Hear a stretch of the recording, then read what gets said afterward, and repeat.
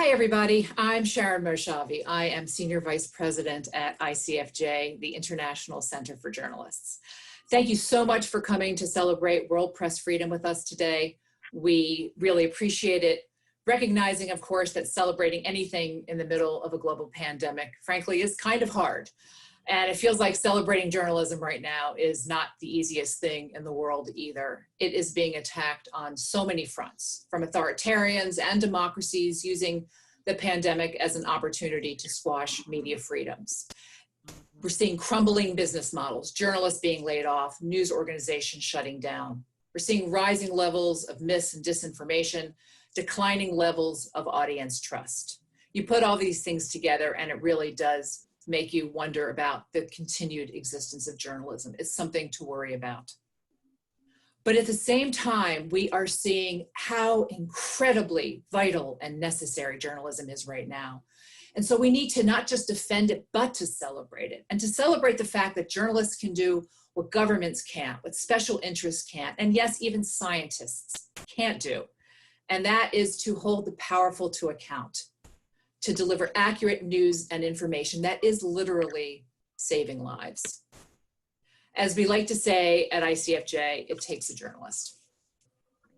We're trying to do our part to help. We've launched a COVID-19 initiative. We have leveraged our incredible, amazing network to create the Global Health Crisis Reporting Forum. We have more than 3,000 journalists from more than 1,000 countries. And that's because it's a global pandemic and it demands a global response. The forum is working across multiple languages. We're connecting journalists with experts, with each other, seeding collaborations and community, sharing information and resources. And we hope and we believe helping to improve coverage. And that coverage is absolutely crucial. We all know that the novel coronavirus appeared in late 2019 in Wuhan, China. The next big hotspot was Iran, two countries without a free press. Neither one has that ability to really inform the public. And I think we think the entire world paid a price for that. It was only when the virus started to spread to countries with the free press that we really started to understand the magnitude of what we're seeing. Hundreds of thousands of people dead, dying, sick, public health systems brought to the brink, economies coming to a halt. Brave journalists and a free press have been incredibly important in covering the crisis, and they're going to be incredibly important in helping us to get through this. Journalism will quite literally save more lives. So I'm very honored today to have three incredible journalists joining us today who really understand the threats and challenges in the hot spots of the pandemic, in Europe, in the US, Iran, and China. So let me introduce the three folks we have here today. Thank you so much again for joining us. We have Cilla Benkö. She is the Director General of Swedish Radio. She's also on the boards of the European Broadcasting Union and the International News Safety Institute. She's joining us today from Stockholm. We have Melinda Liu, who is the Beijing Bureau Chief for Newsweek magazine. She is an award-winning journalist who has been covering and living in Beijing on and off since 1998. She joins us, though, now from DC, since she has not been able to get back to Beijing since February. And we have Jason Rezaian, who is a writer for Global Opinions at the Washington Post. He was the Post's Tehran correspondent from 2012 to 2016. And he spent 544 days in an Iranian prison. Again, thank you all. Thanks everybody for joining this morning. Let me just start, and we'll be taking questions from everybody as well, but later as we go along. But let me start, Cilla, by asking you a question. You write a lot about media freedom. What, from your vantage point right now, I listed a litany of things that are facing the press right now. From your perspective, what are the top one or two top threats we're seeing to journalism right now as we attempt to navigate this crisis? Well, thank you, and thanks for having me on the panel. I usually say that there are, numerous threats to freedom of the press and free speech around the world, and of course all of them are a bit sort of exaggerated in times like these. But if you have to pick two, I would say Political interference, I mean, politicians trying to clamp down on media freedom, trying to use this as an opportunity to go ahead with things that they would have liked to do all the time. And also financial strain. I mean, I'm quite honestly very worried how many journalists will there be left after this pandemic is over, not because they are in any way in more harm than others. In a way they are, of course, because they're out there reporting, but also because of the whole financial model going down the drain, especially for commercial media, where you see all the advertising money just sort of not being there, which means layoffs and less people actually scrutinizing power after this is done. Thanks for that. Not a good place to be right now. Melinda, let me ask you. This all started in Wuhan, China, with a whistleblower. Not a country with a reputation for a free media. We did see some relaxing. There's been some space for Chinese media to report. That space seems to open and close. Obviously, tensions are now rising globally around the world, with China being accused of withholding information. What has the Chinese media managed to do in this environment, and what have they not been able to do? I think on a fundamental level, they still haven't changed the system of control, surveillance, increasing government resorting to high technology to exert a kind of a big brother environment on the media. That is still not only very much in place, but we see it actually increasing the pressure, just as Cilla said. What they have managed to do, however, is I think significant and worth keeping an eye on, which is, yes, this is a crisis. It's a global crisis. It began as a China crisis, but it wasn't seen as overtly, well, let me put it this way. Public health emergencies can become very politicized, but because something like a virus or a tsunami or a fire or a train wreck, those things don't tend to choose their victims according to political requirements. Basically, everyone gets affected. And so it was harder, I think, for the government to justify suppression, censorship, control, misinformation when it came to a pandemic that's killing people. Because even leaders would say, oh, you know, am I going to be catching COVID? Similarly, we saw pollution as an issue that a lot of people could resort to, kind of see its impact on themselves. And so citizen journalists, doctors, you know, specialists, I think they were encouraged for at least a little while out of the public interest to say things.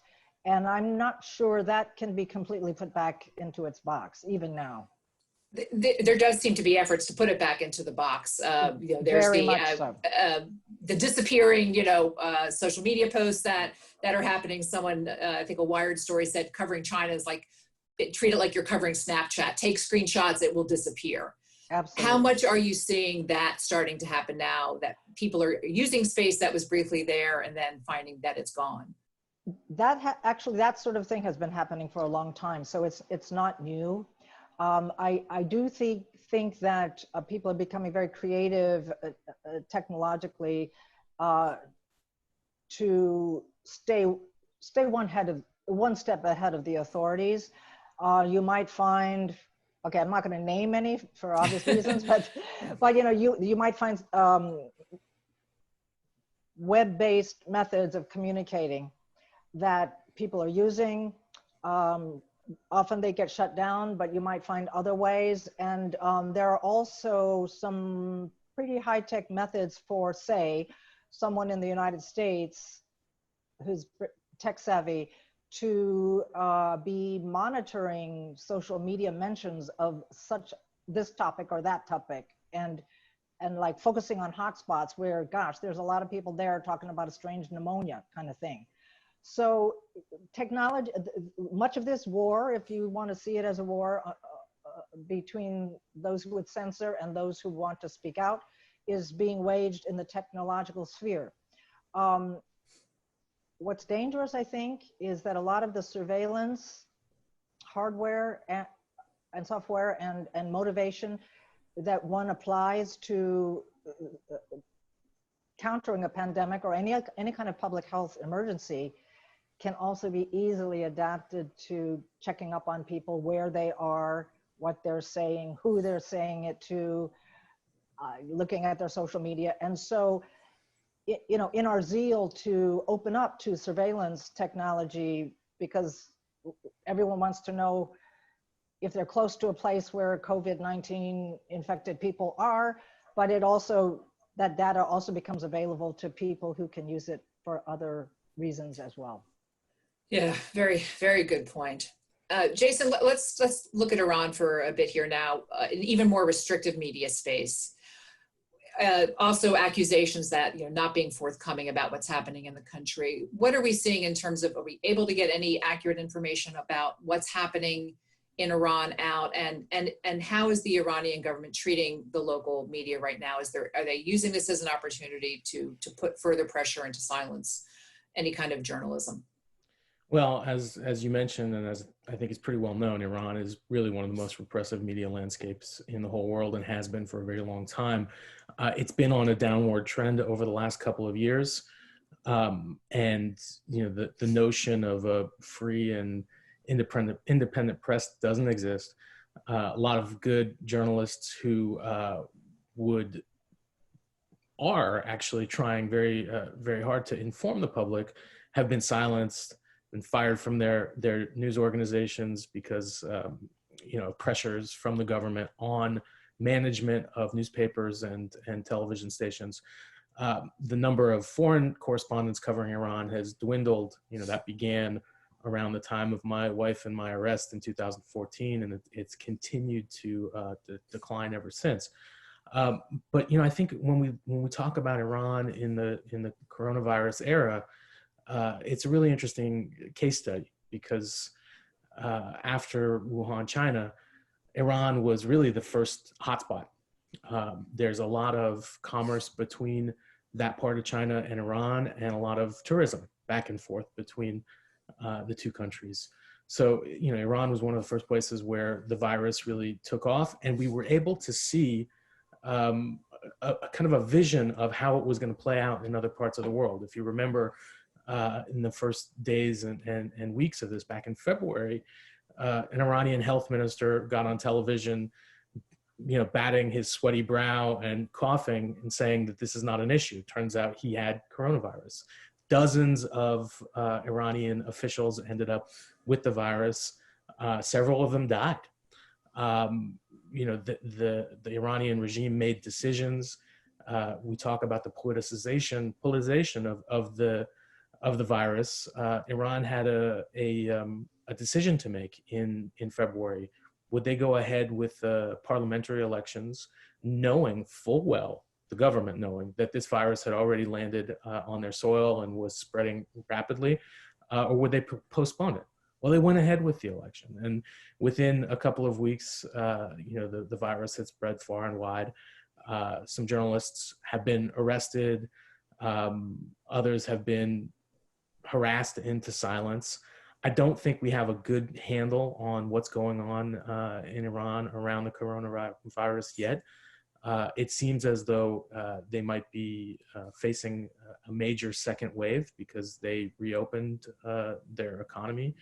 The economy is on the verge of collapse because of sanctions placed on it by the U.S. and other countries. So many of these things that we in the free world looked at as sort of mind-boggling that leaders would put their society in such risk.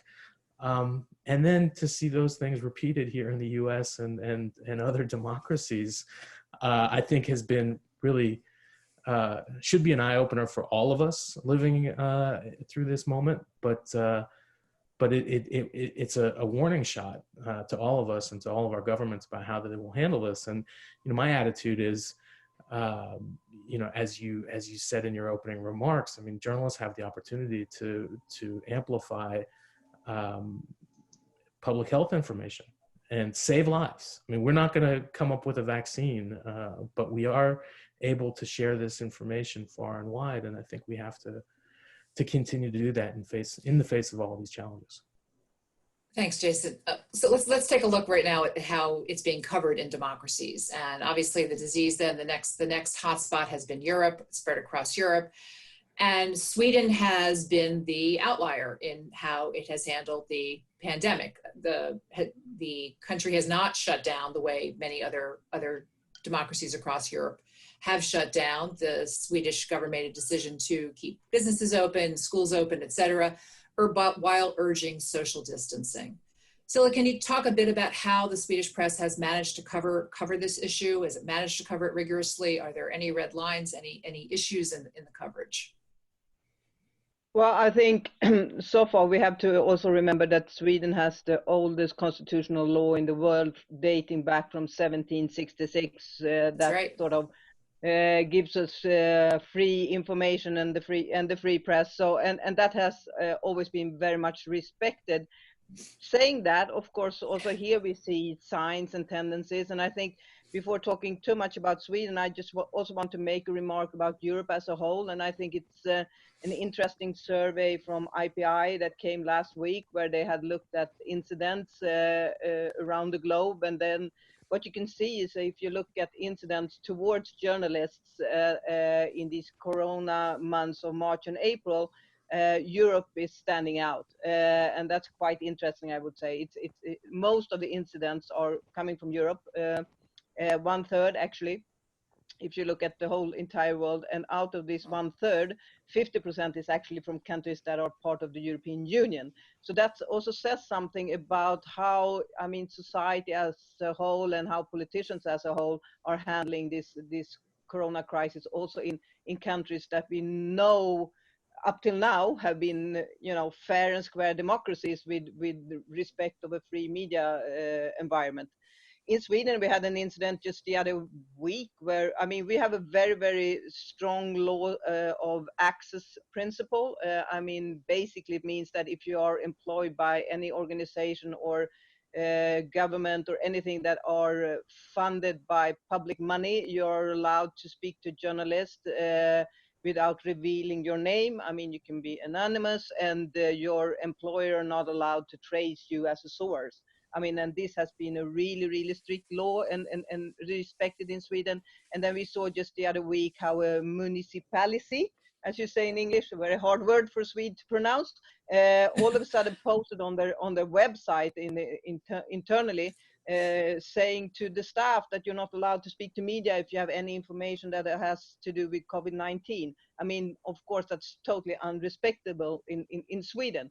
And this goes on also in my home country. So I think we see in a lot of ways that, I mean, you can understand it in a way that politicians use this situation for emergency laws and things like that. They really want to grasp the virus. They need to do certain things. But what we have to keep in mind and be very, very cautious about is how much of this will stay when this is over. Hungary is a very good example. They also implemented a lot of new laws when they had a huge migration crisis in 2015. Almost all these laws are still in place. And in Hungary, as you know, I think you know at least, if you report on the COVID-19 in a wrong way, you may face 5 years in prison. And who decides what is a wrong way and what is fake news? I mean, so all this is going on around Europe in countries that, used to at least once respect the freedom of the press and free speech. So I'm quite worried. I mean, that we see these tendencies in China and Iran. I mean, of course, that's horrid, but we are more used to that. But now we see it also coming up in countries like Italy, like Spain, like Greece, and that makes me worried.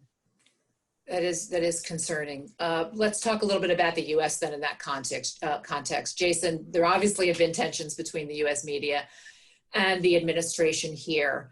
You wrote in a column for Press Freedom, World Press Freedom Day just yesterday about the nature of personal attacks by the administration on journalists and how that differs from an attack on the media. How would you characterize the state of press freedom and media freedom and the ability of journalists to do their jobs in the current environment? Well, look, I mean, I think that the point that Cilla was making about sort of emergency rules in democratic societies, I mean, you know, it's not only Europe. We see it also in India. Obviously, it's a big problem there. Brazil, Turkey, you know, has been on the decline for several years.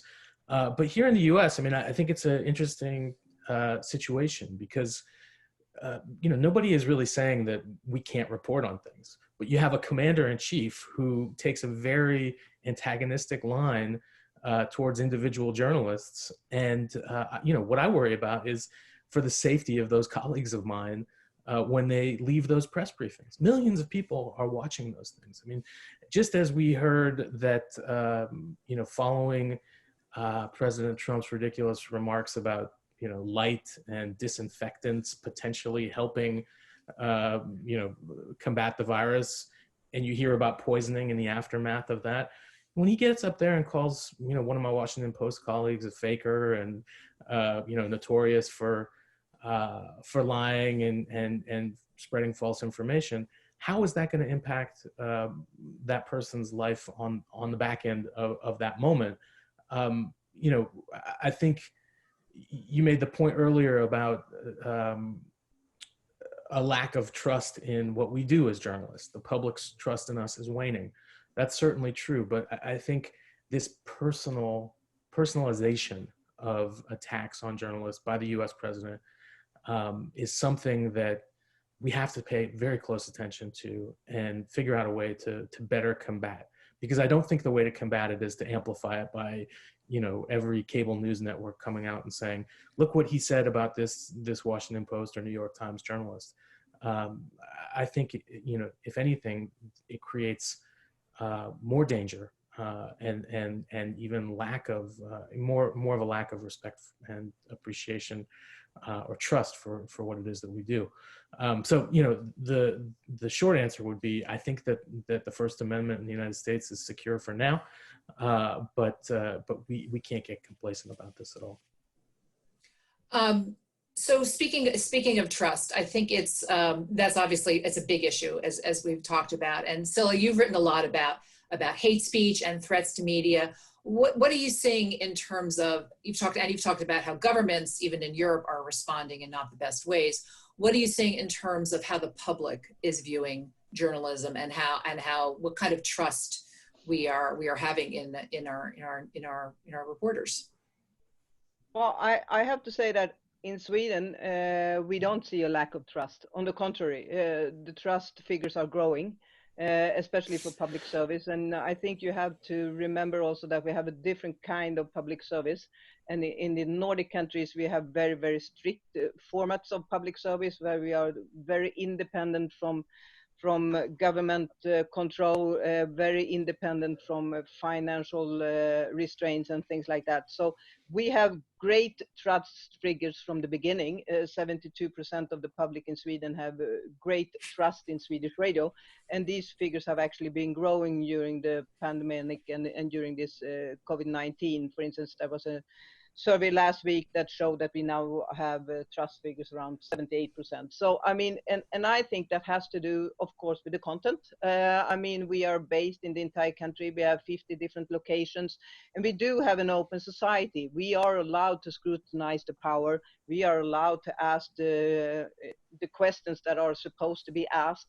We are looking at research. We are looking at alternative research, and we give an open space. We are an open arena where thousands and thousands of voices can be heard and opinions can be shared. And that's, of course, something unique and very, very important in days like these. And I think people turn to us because they really, really see us as the trusted guide. And I'm very proud and happy about that.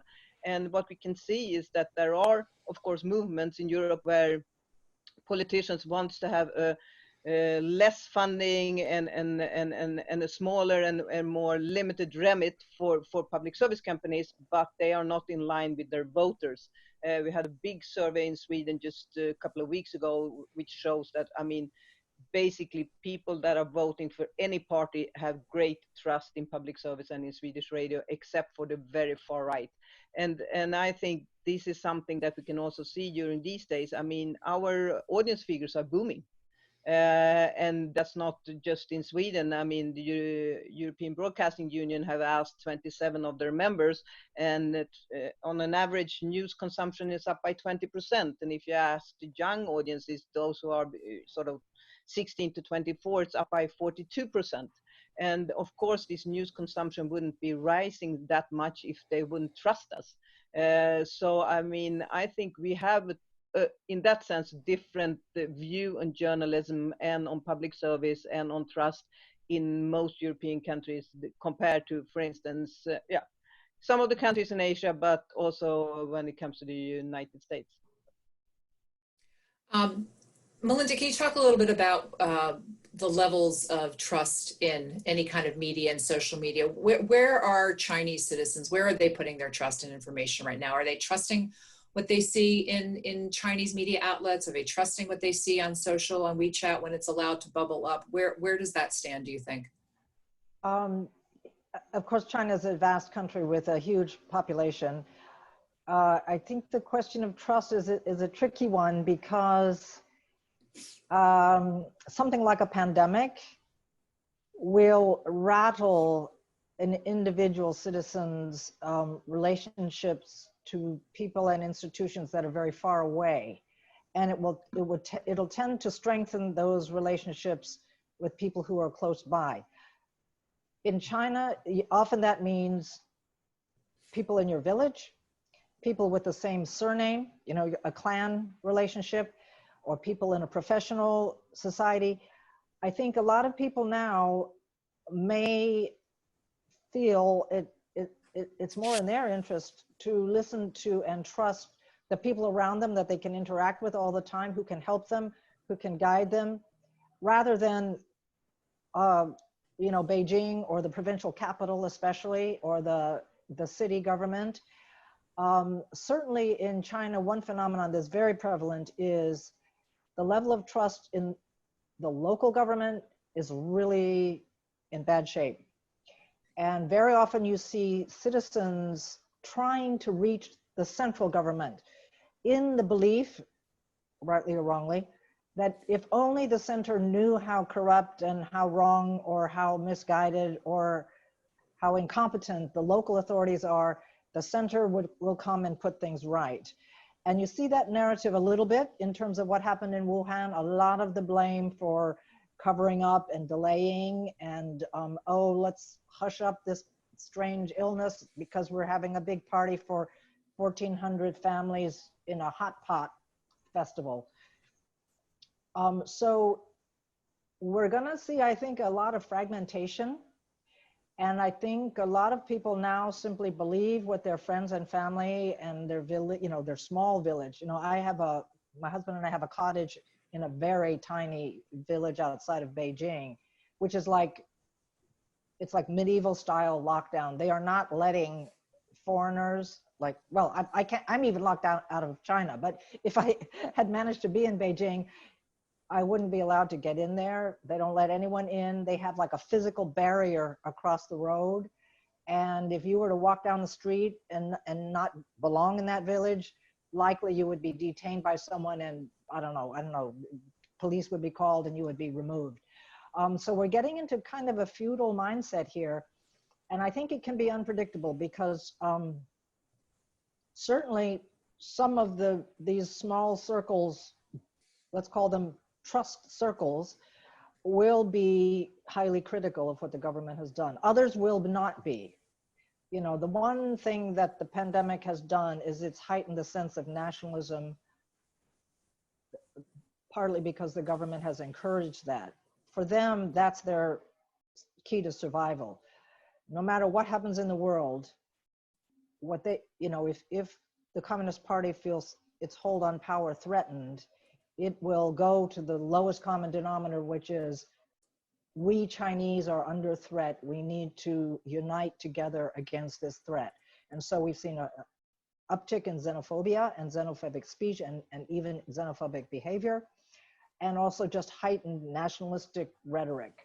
So I think it's very clear the pandemic has changed a lot, and we won't know for a while how much of it is lasting damage and how much of it is temporary. We're getting a lot of questions in through the Zoom chat. I'll try to, there's a bunch of them, but there are a number of questions about disinformation. Russia, China, Iran have been accused of disinformation campaigns around the coronavirus pandemic.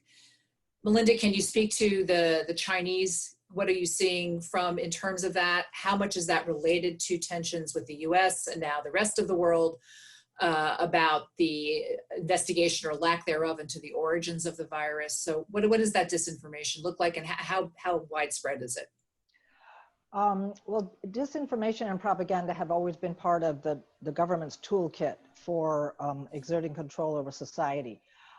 What's really dangerous and relatively new, at least my first experience living and working as a journalist in Beijing goes back to 1980. Okay, and what I see that's unprecedented now is basically Chinese diplomats who are usually well educated and quite intelligent and usually quite good at serving their national interest. Basically, some of them have taken a page out of the Trump playbook with highly aggressive language, highly nationalistic language, politicized language, and blaming other countries to an intense degree. And it's not all diplomats. Normally, you know, say going back 10 years, Chinese diplomats were among the most careful and thoughtful Chinese officials you might encounter. There are other ministries which are much more powerful, where you get, you know, a little bit of aggression or aggressive language or, you know, testosterone contests. But anyway, this new breed of aggressive Chinese diplomat, it's called wolf warrior diplomacy. The wolf warriors refers to the title of a popular Chinese film, where basically, to summarize it, handsome rogue Chinese soldier overcomes huge odds to save the African continent, or in some cases, the entire world, which was a science fiction film. And they're seen as physically impressive, able to do martial arts. And very often there's a scene of, you know, this Chinese wolf warrior soldier doing battle with a much bigger and more muscular Caucasian soldier and beating the crap out of that guy. So this kind of wolf warrior diplomacy has crept into the foreign ministry in China, and there are a few of them tweeting just like Western politicians tweet, spreading unfounded theories, just like we see in the West, and basically just muddling the waters. Interestingly, we see other more considerate, more thoughtful diplomats reacting against that. In some cases, it's a generational divide. The older, more mature ones are probably looking at these newcomers going, oh my God, you know, there goes several decades of the quiet diplomacy that we've been trying to do. But this is a brand new thing since the 80s, and it's hard to know whether that's going to become the norm in China or whether it's just seen as a survival tactic because so many Western countries are doing the same thing. Whatever the case is, the diversity of types of disinformation and types of characters who are spreading disinformation from the Chinese government side has blossomed during this pandemic. We're getting every kind, traditional Chinese kind, you know, Cultural Revolution type of very clumsy propaganda, as well as this aggressive populist Twitter tirade that they're getting pretty good at, some of them. Not exactly the kind of blossoming we want to see this spring. Not what But we were it's hoping the happening, West would be teaching to Yeah. China, that's for sure. Jason, let me ask you a little bit about Iran on that scale. They've also been accused of waging disinformation campaigns, but there also seems to be a fair amount of misinformation within the country. There was a report by the AP recently that said 700 people had died from taking toxic methanol to rid themselves of the coronavirus. Can you speak to that a little bit? Sure. I think that the fact is in Iran, you know, disinformation, as with China and other societies, goes alongside its propaganda campaigns and has, you know, since the beginning of the Islamic Republic 40 years ago. I would not put too much stock in Iran's international misinformation, disinformation campaigns. They are not on the same scale as Chinese or Russian ones. You know, every time we hear about Iranian campaigns on Twitter and Facebook and Instagram being shut down, when you see the number of followers that these accounts actually have, they're pretty minor. The bigger issue is how bad information is able to penetrate within Iranian society and flourish. You have this issue where there's a deficit of trust between the people and the state, and there has been for a very long time. Iran has a very strong domestic propaganda machine. The state television and radio are very much controlled and one-sided. But to counteract that, foreign-based exile or other forms of opposition have started television channels that beam into Iran via satellite.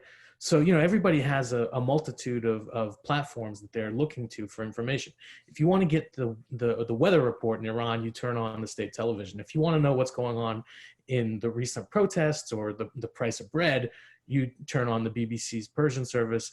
If you want to, you know, kind of venture frustrations about how terrible Islamic rule is, you tune into one of these exile channels. So, you know, I think that's created a really tough situation around the pandemic, in that there's a lot of bad information about what could potentially help this virus. So in less informed, less educated parts of the country, a rumor was flourishing that if you drink alcohol, like industrial grade alcohol, it would act as kind of a prophylactic to getting the virus. So hundreds of people drank essentially rubbing alcohol and died. There are other non-scientific traditional methods that have flourished on the internet, and people have tried them and died. It's really similar to, you know, what I was speaking about earlier about President Trump's statements about, you know, things that might work to counter the virus, and unfortunately, there's really no liability on any of these hucksters who are spreading this sort of information within Iranian society. So, you know, I think transparency is the greatest antidote for this sort of poor information spreading, but I don't see that entering into Iranian society anytime soon. Thanks, Jason. Cilla, I'm scrolling through all the questions coming through, and I think the biggest theme I see in here is safety. How do I report on this safely? How do I, whether it's politicians, whether it's being attacked by a mob who doesn't like what you're doing, whether it's trying to get into a hospital, whether it's not having PPE, what advice could you give, and what are you seeing in terms of what journalists are managing to do or not managing to be able to do to report on this crisis safely? Well, that's a tough one, because I mean, we are quite used to send people into high risk areas, to be honest. And we have a lot of reporters out there on a daily basis, working in very remote and very sort of difficult circumstances. But what we have to deal with now is that we have anxiety. We have anxiety among ordinary staff that are not used to and that don't have any special training. And as managers, we have had to work a lot with that, how to make sure that this anxiety is taken care of, because you have to respect that people are afraid of getting, ill, or to spread the virus to people that they love, or to spread the virus to people that they interview or whatever, and cause more harm. Some people don't want to commute to work. Some people don't want to stay at home. I mean, there are all kinds of things that you have to deal with.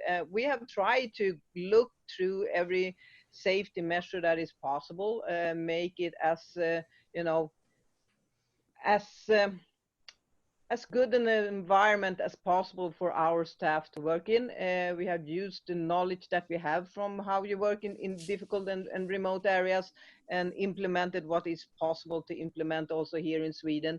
We have came out with new, guidelines, tricks, tips, whatever.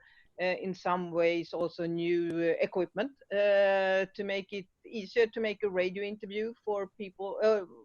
For instance, to keep 2 meters distance and still be able to do the interview. But we also actually have developed our own technology, so that we have an app that you can send through an SMS to those you want to interview, and they download it temporarily, and then you get a good audio feed where you can do high quality audio interviews without even having to sort of get very close to each other, and it sounds like you're in the same studio. So there are certain things that you could do with the help of technology. And we have also worked on the anxiety part, sitting down, talking to people, make people feel that we as their employer are doing all we can to keep them as protected as possible. That makes a lot of sense. Melinda, I want to ask you a little bit about Hong Kong. Jumping topics here, but I think it's really interesting. And as again, I'm looking through a lot of the questions, and people are sort of asking, how do you cover that space where you kind of have some freedom, but you don't have a lot. And Hong Kong obviously is an interesting animal. It's coming out of the democracy protests last year, or over the past year. And there has been a lot of great coverage of the coronavirus pandemic now. What's going on, if you can talk a little bit about what's happening in Hong Kong and what kind of media space freedom journalists have had and currently have now, because it's a fluid situation. Right. I think that's a great question, and there's no doubt about it. That space is shrinking, and it's shrinking fast. One reason for that is, as Cilla mentioned in the very beginning of this segment, Hong Kong's reason for being is commerce.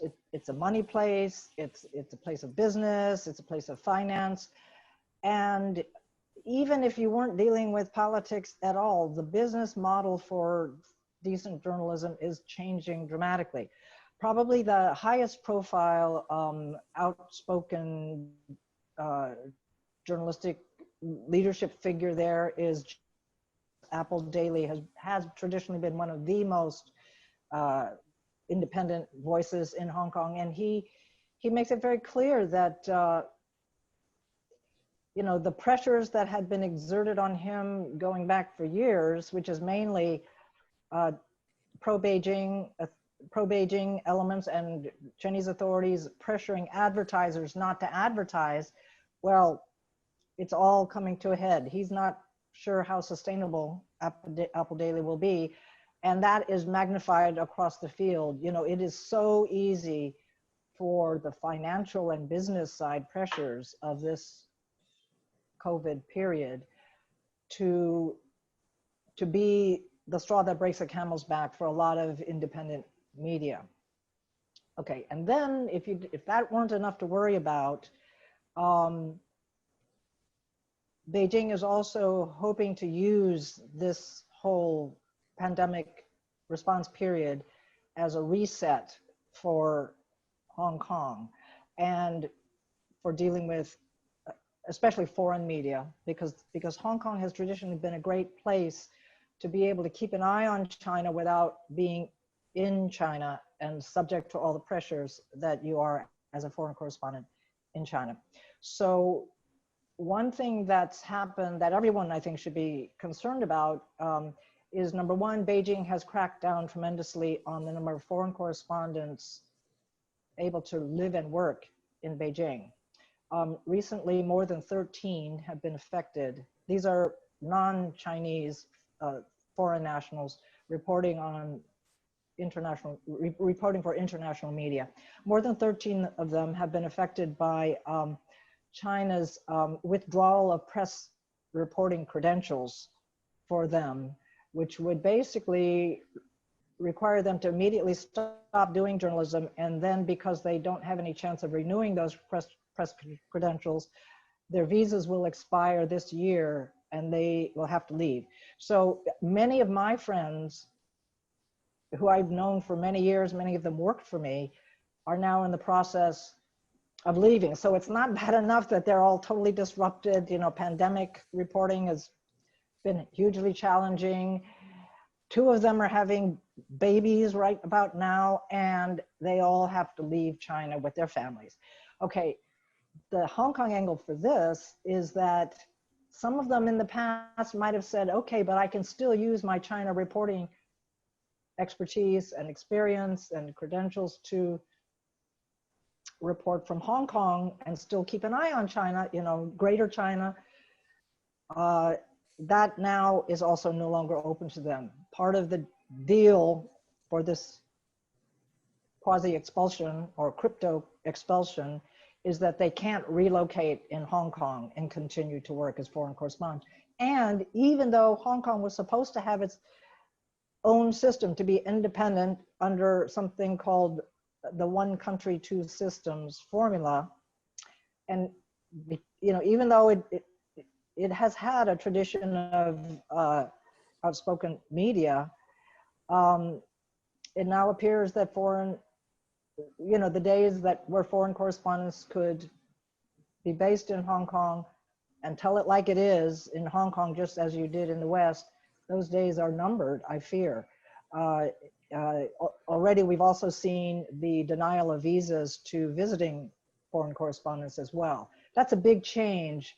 And of course, it changes our whole ability to understand not only what's going on in Hong Kong, but also what's going on in China. Yeah. You know, you use the phrase just now, telling it like it is, and I just, again, I'm trying to get in as many questions from folks as we can. I'm sort of synthesizing things. But one of the big questions I'm seeing kind of repeated in various forms here is about that ability to tell it like it is, whether you're in a more repressive country or not. How do you, a journalist from India actually kind of sums up the question well. She says, in terms of accessing data or working with numbers, reporting on health issues is always fraught with balancing between exaggeration and underreporting. How do we deal with that now? There's this, the reporting on vaccines, not vaccines. If journalism is in a media space, there is the difficulty of now trying to report on something that is almost unknowable. There's so much we don't know. And so I'm wondering where the responsibility and where the technique of journalism lies right now in trying to find that balance, if you will, and report numbers that are reliable and accurate, but do we know that? So Jason, any thoughts on that? Well, I mean, I think this is one more point on why the importance of local journalism is so relevant right now, and its demise is so destructive and heartbreaking.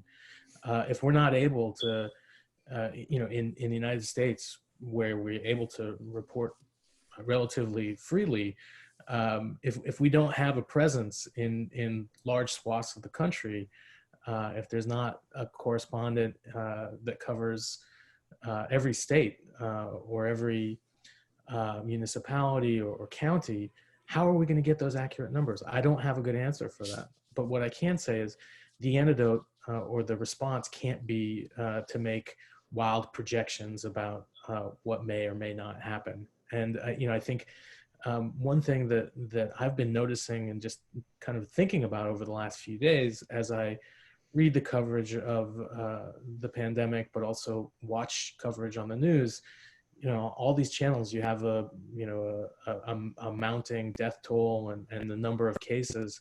It really depersonalizes the situation.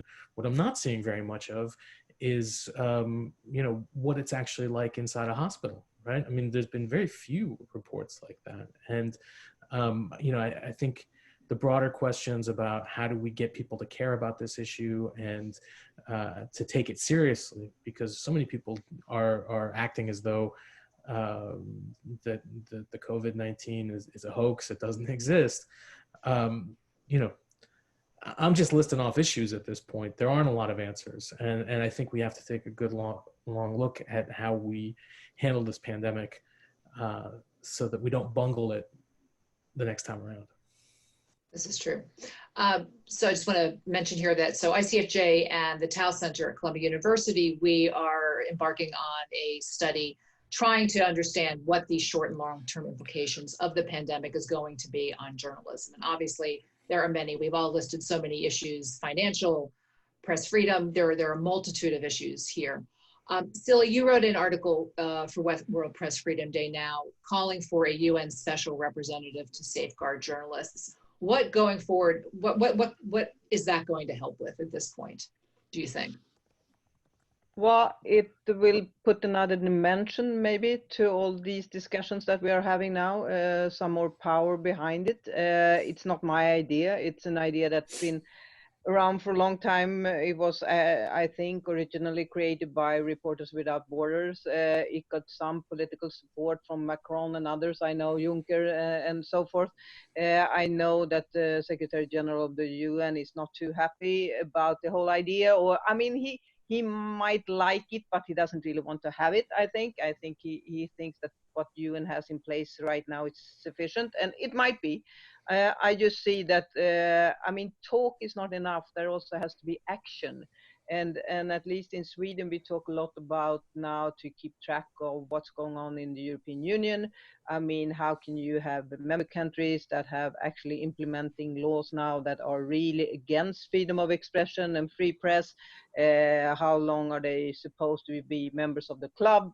Is there anything you can do about it? And I think if you have a UN representative, that person would be 100% dedicated to the issue and would have more power behind the actions. And I think, and I always say to the Swedish politicians that if you go to a country for any reason, doesn't matter what kind of minister you are, you should always ask, does this country have freedom of the press? And if it doesn't, do they have the laws in place? If they don't, why don't they?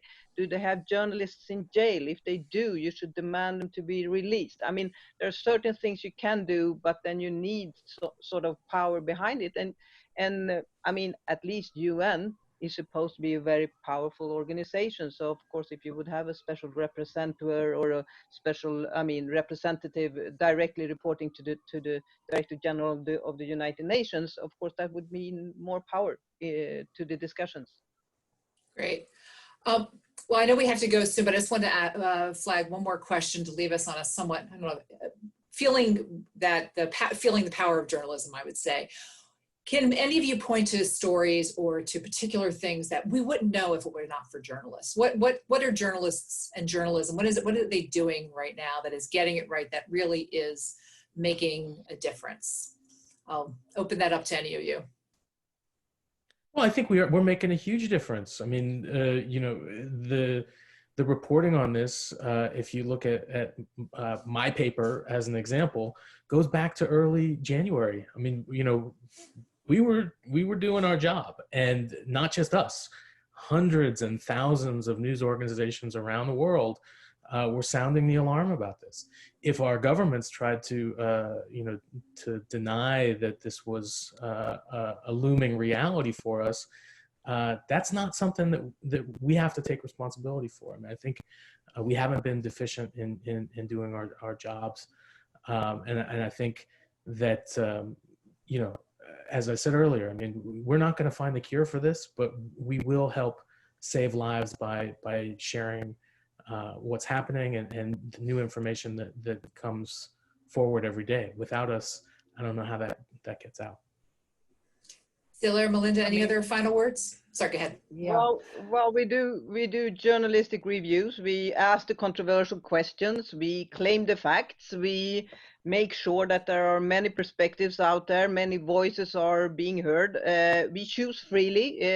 We are not in the hands of government control when it comes to what kind of stories we should report. We scrutinize those in power, but we also scrutinize the research. And we also let the audience in, actually. We ask the audience for their opinion. We let them make their voices heard. We try to explain. We try to put news into context to make people, help them to understand. And we can see that we have the audience with us. I mean, once again, our audience figures are booming. And if we look, for instance, just on our science news, I mean, the audience figures for those have tripled. So of course we have a huge role to play here. And also what we can do is that we can actually make facts and personal views, which is not always the case if you, for instance, only follow this story on social media, where there are a lot of experts out there that claim that personal views are the same as facts.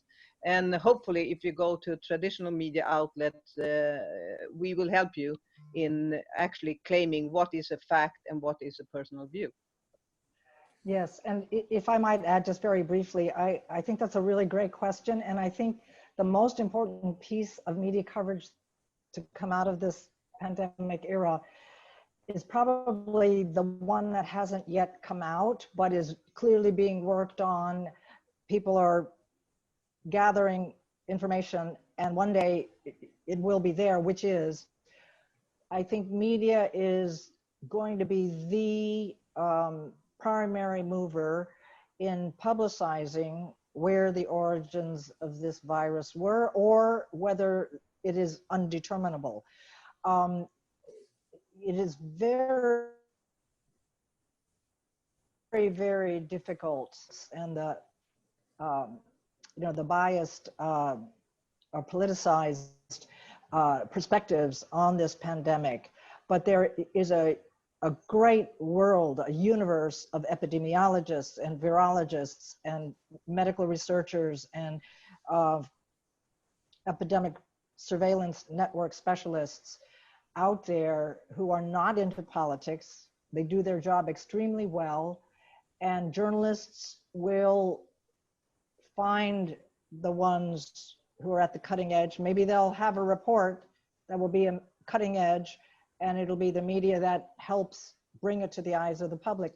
I know these people are there. In 2017, I wrote an article for Smithsonian titled, it was pegged to the 100th year of the 1918 flu pandemic, and it was titled, "Will China be ground zero for the world's next pandemic?" And I talked to more than a dozen experts. Some of those people will be the ones who help talk to media and get that piece out there. And I think that will be extremely useful. Great, thanks, Melinda. Thank you, everyone. I think Zoom is telling us it's time to go. It's giving out now. Again, thanks everyone for joining. Really appreciate both the panelists and everybody who came in. Journalists, if you haven't already, please join our Global Health Crisis Reporting Forum. You can find the link on our website. It's really an amazing community.